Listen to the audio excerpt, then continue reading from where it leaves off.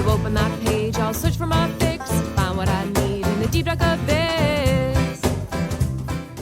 Hi, everyone. Welcome to this week's AI Skeptics podcast. We're really very pleased this week to be talking about what might be a landmark settlement case for the effects of social media on mental health of children. So there was a case this week. Tom is here, by the way, Tom Adams, our colleague and friend, also our band leader, to talk about Mayor Tom is here. Yeah, Mayor Tom's in town.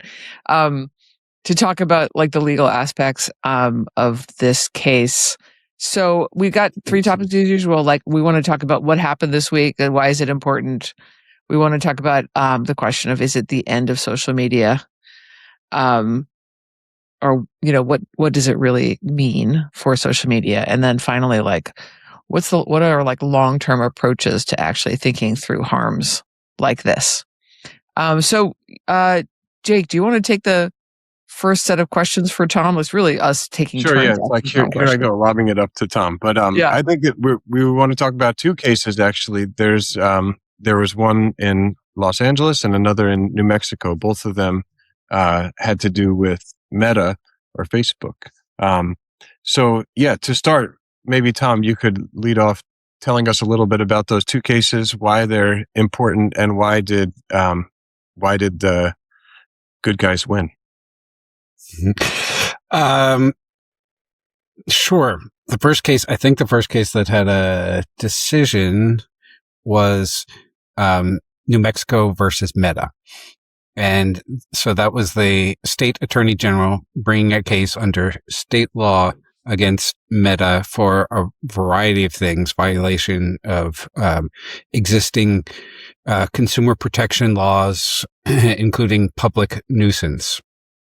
And the other one was called KGM, the plaintiff was anonymous, versus Meta and Google, actually. For YouTube. And so that was an individual bringing a similar products liability type of claim that the social media companies caused harm due to defects and failure in the design of the platforms. Now, in the New Mexico case, was it about CSAM, child sexual abuse material? Like I feel like I saw that issue floating around the New Mexico case, whereas the LA one more about like addictive feeds and the mental health harms that come from addictive scrolling. Is that it? Yeah, New Mexico had was brought on behalf of hundreds or thousands of harmed children, and it was broad. The initial complaint was something like 260 pages. And they actually had people go on Facebook and pose as children. They covered a lot of bases, but so it was getting at the point that the product, Facebook or Instagram or whatever, was designed poorly to protect children, that the company was on notice that it failed to protect children, and that the senior executives, including Zuck, misrepresented the quality of the protections or the level of protection provided by their services, and they knew that they were misrepresenting it, including to testimony to Congress. They said, you know, we're protecting you. And so it wasn't just CSAM stuff. It was predators. It was just harm generally from the, you know, excessive uses of the platforms. So that's New Mexico, a broader one. Whereas in California, the KGM case, it was an individual, and the focus was the addictive quality of the exposure to it, which, you know, I would also note that Snapchat and TikTok were both in that case originally, and they settled about 2 months ago. So they didn't go to trial. and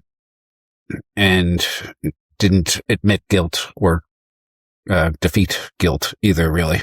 So it was all of the big social media companies. So in that second case, which I find a little bit more interesting, to be honest, I mean, the first one is more outrageous, child predators getting at children. I mean, like, it's a tough just complaint. It's straightforward, terrible, terrible situation. But the second one I find fascinating, on sort of on behalf of people like us who've been long arguing that this has negative effects, but it's been obviously a really huge uphill battle for a couple of reasons. One of them is that until this one, I think you'd agree, Tom, that until this case, most of the social media companies have slithered away from any kinds of these charges by arguing that it's like by hiding behind Section 230, which like allows them to say, it's not our fault that people put up terrible content. It's users' fault. And so we shouldn't be held responsible. So that's one thing that they somehow bypass that by talking about the design choices, which is really great. I feel like, we're going to this is going to be really great for us. It's one kid, or she was a kid when it was going on. Now she's probably not a kid anymore. $6 million altogether. If you think about how many kids have been hurt in a similar way and multiply by $6 million, it's, you're talking about real money after a while. That's exciting. But one of the things that's confusing to me, because I'm not a lawyer, is I noticed it was a civil case, not a criminal case. Could you explain that? What exact law was violated and why isn't it a crime? Yeah, New Mexico listed a whole bunch of existing laws that they alleged were violated. So, and those are all consumer product type of liabilities. Products liability, generally speaking, is civil litigation. If somebody makes a pen that blows up and hurts you, that's generally going to be civil litigation for the tort, the harm that you suffered. To get to crime, you have to get to some level of intent, most likely, and it's a much higher burden for the plaintiff. So they're saying, I suffered a harm. That's what I want compensation for. I mean, a lot of people have been comparing this to the tobacco settlements or the early tobacco settlements. Were those also all civil cases? Yeah. Yeah, they were all civil cases, and they were, the lawyer in the KGM case, the California case, also, kicked off his opening pitch on the case by, comparing it to the tobacco, cases that, making the argument that they knew the product harmed consumers. They knew they were marketing to children, and they, through their subpoenas and so forth, they got documents verifying that, and they didn't do anything to stop it or stop it enough. And so it has similarities, and I guess addictive quality. Other people are making comparisons to gambling cases, which I think is interesting from a timing perspective. Yes, gambling is also doing the same thing, maybe even worse. Tom, how important is it that they knew in advance that it was harming people? Like, I've been wondering about that, because one thing we've talked about before is how within companies like Meta, they have a lot of researchers that could look into whether the products are harmful, but they also have a practice of shutting down research that seems to be showing that, And so if they have a good, gag on the researchers, then they might have plausible deniability. Like, we never knew this was harming people. Like, does that foul up an attempt to hold them accountable under these product liability kind of frameworks? I don't know. In both cases, they got evidence of inside people saying, boy, this sure seems addictive, terrible emails like that. And then combined that with public statement saying, we're fighting the addictive qualities of this and you're protected, parents, if you just follow our simple steps. So I don't know what would happen if they didn't have those communications, but this is an angle that I was thinking about and I don't know where it would shake out. Meta's out there this week, pitching to advertisers how addictive their product is and how they're successful they are at getting people to stay on their platform. So I don't even, I don't know that it's definitively necessary to get the internal emails if they've got public statements saying effectively the same thing. Well, I mean, okay, so this is kind of segueing into the second topic, which is like how big is this? How big is this precedent? And like one of the things I've heard in conversations of comparing it to the tobacco settlements is that it's different than that, because in the tobacco settlements case, there was just a ton of actual science backing up the addictive first of all, the addictive nature of cigarettes, and second of all, the link to cancer.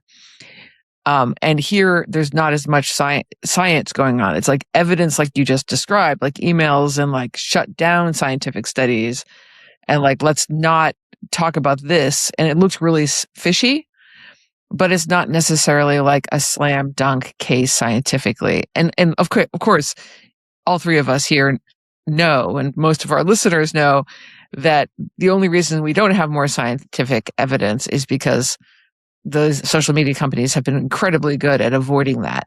And they have the data. We don't have the data. It's actually really hard to do this science without access to the kind of data that those fuckers have.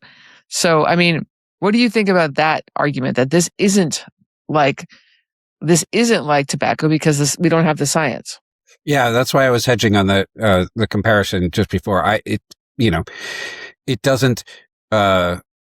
So if social media addiction exists, it doesn't kill you the way tobacco smoke does, and that's clearly a difference. And that was part of Meta and Google's defense. Like they brought in the girl's medical records and said nobody even said anything in any of her psychiatric visits. Nobody even said anything about social media addiction. How bad can she be? That type of thing. And so it's interesting that she won anyhow. And maybe that's because it's a jury trial and everybody on the jury and in the world knows how addictive this product can be for children and made their own determinations. And I don't know. That's probably not going to go away in the future. Right. But I think that's an area of exploration. Selfishly from a ocean perspective, it's something that could be bolstered through work with clinicians to point out, here's a transcript that shows the behavior that's reinforcing addictive issues. The behavior of AI, for instance, if we were to go into that angle. But when you talk about transcript, you're making me think chatbot, which is exactly. Different. And I'm jumping ahead. Yeah. Don't jump ahead though, because I mean, we will be talking about how Ocean would think about this for sure. That's like an important part of this conversation. But before we get there, like to be clear, like whereas people have access to their transcripts, I think at least some of the time with Claude or other chatbots, they don't really have access to their experience on social media. No, and that's not part of that's the not data. The angle she went. Yeah. Right. Yeah. Right. Did it even come into the trial? How many hours a day she was on, like that kind of thing? It did. Yeah. They Google for their part said she spends a minute and 40 seconds a day on our app. How can that be addictive? But they lost. So yeah, I think that's an area that will be challenged quite a bit more going forward, and is worth exploring. This was, again, the California case was just one individual. Yeah. So maybe less data oriented. It's just one person saying, here's my experience with it, as opposed to everybody. But it's not there's no medical definition yet of social media addiction. And maybe that's an area that can be explored. The clinical definition side of it, it's making me think of the a group that I'm part of at the American Academy of Pediatrics that focus on social media and youth mental health, exactly this topic. And the many experts in this group, many of them are pediatricians. They're the clinical experts who look at what's going on with kids. And in a recent meeting, I learned of a thing called problematic media use, an actual clinical notion, that's like, are you using media in a problematic way? Certainly a clinical notion didn't exist 20 years ago, right? Like the clinicians are catching up to what's going on. So then they have a questionnaire and a way of diagnosing, there's an actual, well-defined idea of problematic media use. And then now there's another question, like, if you have problematic media use, what are then the links to depression or to body image issues, right? Like now there's a new clinical concept. How does that connect with harms that we already know how to think about? So I like thinking about how the clinical frontier can move along with, the evidence and the data that we have. Right. In that regard. Go ahead, Tom. In that regard, there's a lot of data. There's tons of data. Yeah. Well, what I was about to say is like, one of the most exciting things for me about this decision is, and I guess because it was a civil case, it doesn't have to be unanimous. It was like 10-2, as I understand it, on the jury. You just have normal people, right? Obviously, if you had clinicians who deal with suicidal teens, you know exactly how the decisions would come out because they know what's actually going on. And then if you think of that as like the most on the ground sort of people in this world, and then you have like normal people who are like parents or friends of people with children or used to be on social media themselves as children or whatever, or grandparents. If you're actually talking about a jury, it's probably grandparents. And then you have like way above that, the politicians, lobbyists, and way even above that, you have the Silicon Valley like owners. And it's just like, it's been very difficult to get any kind of movement on this because the conversation has been amongst the, basically the conversation has been like, Zuckerberg talking to the senators and the lobbyists whispering in the senators' ears. Like, there's just nothing's happening because of politics. And this is the first sort of foray into the, like, below that, like just people who actually have an opinion about this. And it's a good sign. Yeah. Like regular people are finally getting a chance to weigh in on this and it's obvious to them. Yeah. And, so it's possible that the, social media companies will never again allow themselves to be exposed to a jury, but that may not, be within their, control. I mean, actually, that brings a different question up, Tom. Like, because again, not a lawyer. Like, how does a lawyer who's involved in this case decide on the settlement? They have to agree to a settlement, right? What if? I mean, there must be people that are just like, I don't want a settlement. I want this to go to the jury. I want it to be public. Mm-hmm. Yeah, so yeah. Is that what probably happened in the LA case? You need a plaintiff. We're settled, right? You need a plaintiff to agree to that. You can't, as a lawyer, you can't force it to go to trial if the plaintiff is unwilling, and there's risks for the plaintiff to go to trial. So, like this girl had her childhood psychiatric records examined in court. Right. And people saying, you just came from a crappy home.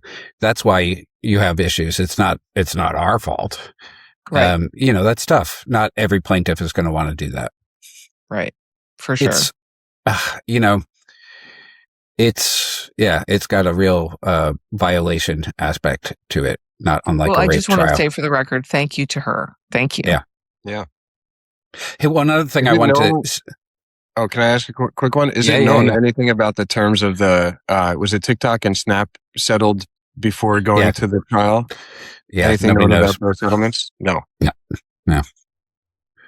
On the sort of clinical data front, and maybe as a transition to what's next, there are a couple of cases involving dozens, hundreds, potentially school districts who are arguing that social media has severely disrupted the classroom experience and teaching and imposed enormous costs on the schools for counseling and extra things that they have to do to try and get kids to learn while they're distracted by social media. Yeah. But counseling must be enormous. It must just be everywhere. Well, that does kind of, it makes me wonder, because when I think about the parallel with big tobacco, I don't know what all those many billions of dollars went to fund, but I think that some of it went to fund smoking prevention programs, right? Like the notion is we're going to lay out a bunch of money and then try to address the harms that we have caused and are going to continue to cause while doing our business. And I was I wonder what that might look like for social media. Ooh, great question. Maybe it means paying for school counselors. I don't know. What do you guys think? I mean, perfect segue into the third topic, which is how do we actually deal with this? How do we confront this problem? It's one thing to compensate people for their past harm, but another thing to say, how do we redesign or implement new rules on social media to avoid this in the future? And I mean, that's exactly the kind of thing we're at Ocean we're trying to do.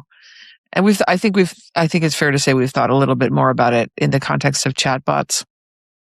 But there, it's the kind of thinking we've done, I think is quite transferable to social media, which is to say, we want to keep track of what's going on with the computer and what's going on with the kid. And we want to establish a kind of scientific experimental lab where, when you see the computer behaving, or the app or whatever, the algorithm behaving in a particularly predatory or addictive or shaming way, the kid gets worse off. You want to get a cause and effect there. And so you want to define, when you do this is what happens to the kid. It's bad. So don't do this. You want to sort of be able to figure out how to define those bad behaviors of the algorithm so that there are limits on those bad behaviors. Which, easier said than done. To do that kind of thing, you need a lot of help from, actually, Jake, tell us a little bit more about the group you're working with, Striped, because I think those are the very experts that need to weigh in right now. Exactly. In the world of social media feeds, Striped is a eating disorder research group based out of Harvard and Boston Children's Hospital. We've worked with them for a few years at Orca. I've worked with them personally. So they really study very, very deeply what is happening when a teen girl goes down a rabbit hole of, starts out as fitness advice, and then it's diet advice, and then it's eating disorder content, and soon they're in the grips of a terrible disordered eating. So what are the links in that chain, and how does that unfold? And the big challenge, or a big challenge, in mapping out that path down the rabbit hole has been Section 230, which we mentioned before. And actually, I'll just use this to plug. Next week, we'll have Nancy Costello from Michigan State, part of the Striped Network, who's a legal scholar specializing in Section 230. So we'll get deep into the weeds on this topic. But it's been a challenge for legal experts working on this, that you have to try not to mention any particular piece of content when you say, here's what happens when a kid goes down an eating disorder rabbit hole. Right. Since legally, the platforms aren't responsible for the specific posts, you want to be able to make some arguments that are in terms that are agnostic to specific posts, like, oh, it's the way that they're assembling the feed, or it's the time they've spent on a certain kind of thing. But it's very tricky to do that. Like, at some level, if you're worried about eating disorder rabbit holes, you're going to want to know who are the eating disorder users that are posting this kind of content. You're going to want to identify them and include them in your definitions. So go ahead, Tom. It's almost as if the narrow focus exposes you more to 230, section 230, than what this girl did, which said it's just all of them. It's just all of them all the time creating the problem, as opposed to section 230 is content protection. The platforms aren't liable for the content. And these two cases ignored the content and went after the design, continuous, autoplay and continuous feed and those things, the design of the product, which you're talking about. But they said, we're not addressing 230, so it's not a defense because we're not addressing the content. We're addressing the product, the design of the product. So hopefully that's ammunition for Striped, but also it's potential that their narrow focus on eating disorders hinders them in a way. I think I really appreciate that comment. It's making me think of the one shining example we have of a kind of settlement that had this sort of structure, and we were very excited about it for years until it was abandoned by the defunct DOJ.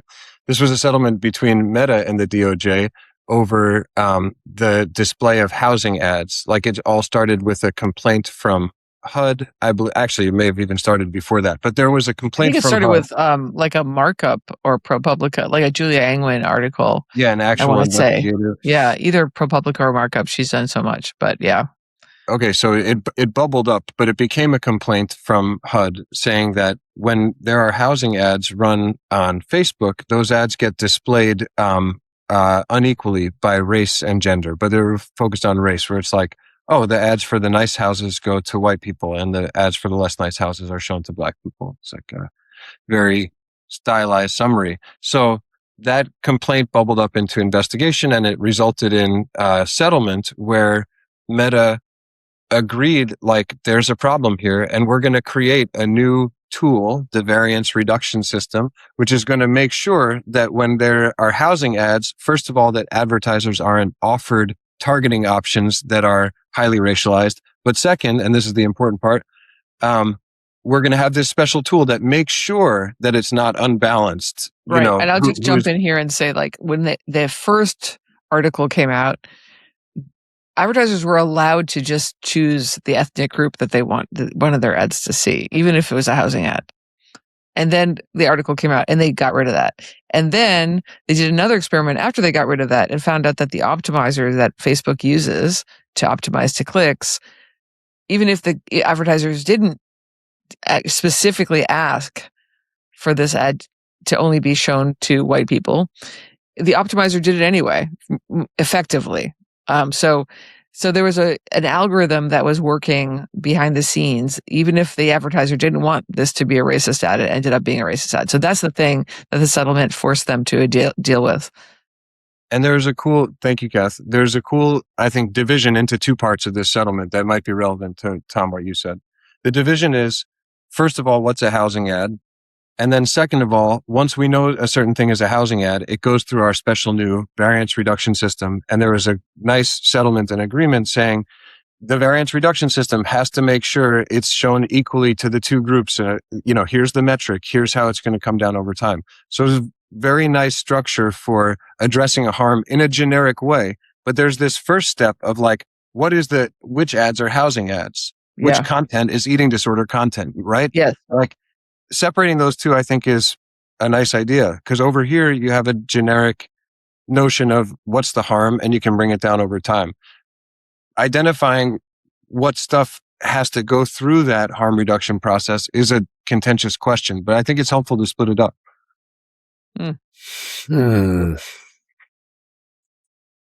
Yeah. I mean, and to Tom's earlier point, maybe that's too narrow. Like maybe instead we have a generic notion of like the mental health of a user, especially a child, although that would require us to sort of, in a similar way, kind of first say, how old are you? And then say, how are you feeling? And we know that like that doesn't always work, those age gates or those restrictions of the gates, but just bear with me, like imagining saying like, we don't really know what the content you're looking at is pertaining to, but we know that you're not doing well right now. And just having a general like, there you go. Hey, whatever you're doing right now, stop doing that because this person is suffering. I would be interested in thinking about that as well. All of these things, I just want to, and I know our time is almost up, but I just want to say, first of all, thank you, Tom, for explaining this stuff to us. But all of this stuff is technically really feasible.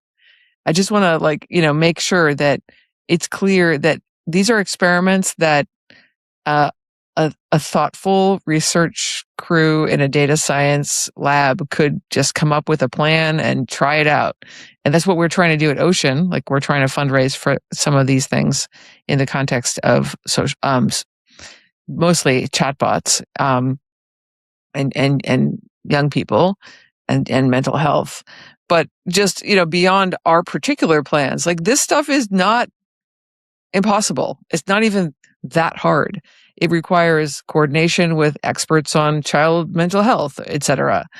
But it's the idea that like somehow this is unfeasible is false, and is exactly what the lobbyists are paid to convince senators of. That's the problem.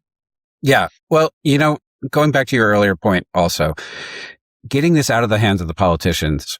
And, we're proposing this legislation that's going to, let's talk about this section of the legislation here. Maybe it's all a waste of time. Getting it into the hands of the people that are actually experiencing the harm in juries is what needs to happen, because they know that these stupid arguments that the politicians and the lobbyists have are, not the point. The point is that lots of people are experiencing harm from the design of these products as well as the content. And not only that, they know that the people running those companies know it and have designed it that way. It does seem like at this point, a conspiracy. It's just make money off of the backs of like people that don't have power. And we hope that lawyers all over the country are as wonderful as Tom Adams is at their job, and let's hear it for them. I mean, I'm like a big fan, especially in the second Trump administration, of the power of lawsuits to get things done. I really am. There's one other thing I thought was interesting, just in what we're saying, not to prolong this, but there's some people that suggested that because of Section 230, it actually made these companies more reckless, that they knew that they had that liability. And so they focused even more on driving engagement because they were protected from having to do this sort of thoughtful experiments to see about the harm, which is, sort of interesting. We'll be talking to Nancy Costello next week about that very question. So everybody, thank you so much for listening. And we look forward to talking to you again next time. Thank you. See you next time. Thanks again, Tom. Thanks. Just hoping to be safe. Just hoping to be safe.